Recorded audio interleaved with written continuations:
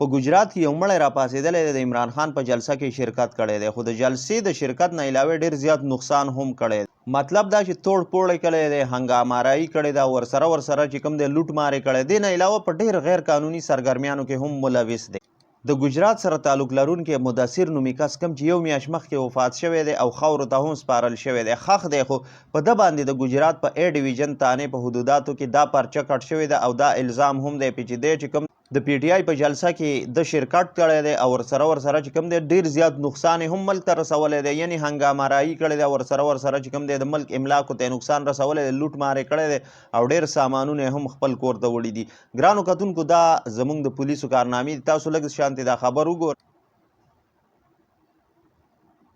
गुजरात में मुर्दा शख्स भी तहरीक इंसाफ के एहतजाज में शामिल तोड़ फोड़ भी की हंगामा आराई भी की पुलिस ने एक माह कबल इंतकाल कर जाने वाले शख्स के खिलाफ मुकदमा दर्ज कर लिया पुलिस के निराले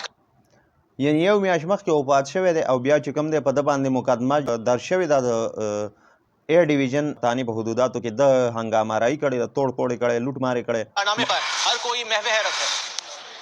रात में मुर्दा शख्स की हंगामा आराई तोड़ फोड़ कार्य सरकार में भी मुदाखलत करता रहा इस शख्स का नाम है मुदस्सिर एक माह कबल दुनिया छोड़कर जा चुका है इस शख्स पर निराला इल्जाम लगाया थाना ए डिवीजन पुलिस ने न सिर्फ इल्जाम लगाया बल्कि लगे हाथों पर्चा भी दर्ज कर लिया कहा गया मुदस्सिर पीटीआई के एहतजाजी मुजाहिरे में शामिल था क्या पुलिस एहलकारों ने खुद इसे तोड़ फोड़ करते देखा क्या पुलिस मुदस्सिर की गिरफ्तारी के लिए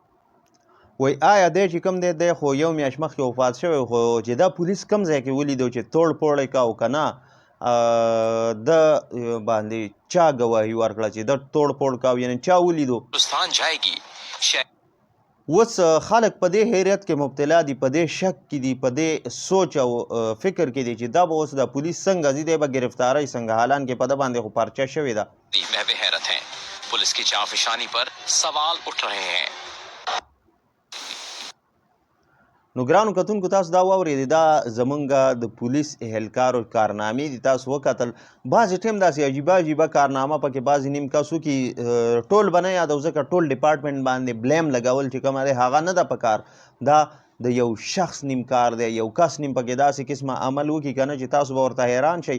نن چې کوم دی مړی هم د پی ټی آی په جلسه کې شریک یعنې دی سره هغه ټول ریکارډ موجود وي د علاقې د حدوداتو ون ریکارډ دی سره موجود وي نو په توکل باندې پرچې په چا باندې لګولي زما چې څومره خیال دی آی تھنک دغه شانتې کار یې ورسره کړی دی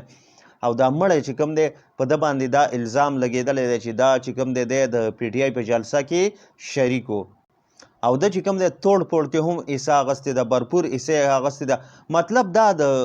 زموږ د پولیس اهلکارو د غفلت د وجې دا د پولیس د غفلت د وجې دا واقعه راغلې ده ځکه چې یو مړی څنګه راځي او آیا تا ته دا هم پته نشته ته د ده نه خبر هم نه په سترګو دې هم مدثر لیدلی نه دی چې هغه خو یو میاشت مخکې وفات شوی دی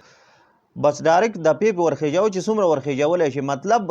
داسې قسمه عجیبه کار یې کړی دی والله دا چې دا خلک وګوري څه به وایي ذهن کې زړه کې به دا خلک څه وایي یار چې دا کم کار یې کړی دی پولیس والاو تاسو به هم ورته حیران شئ خو دا د دی د غفلت او د دی هغه د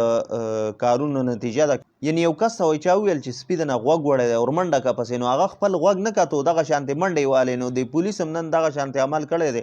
یعنې کس یې نه دی کتلی چې کس کم ځای کې دی آیا کس ژوندی دی او که مړ دی نو داسې به بلها دفات نور هم لګېدلي وي په داسې کسانو باندې به نور هم دغه شانتې دفات لګېدلي وي او دغه شانتې الزامات او دغه شانتې پرچې به پې کټ شوي چې د کمو ریکارډ د پولیس سره موجود دی نو ګرانو کتونکو داسې کار چرې هم نه دی په کار ځکه دا خو زما د معاشرې محافظ ګڼلی کېږي زما د چاپېرچل چې کومه دی د حفاظت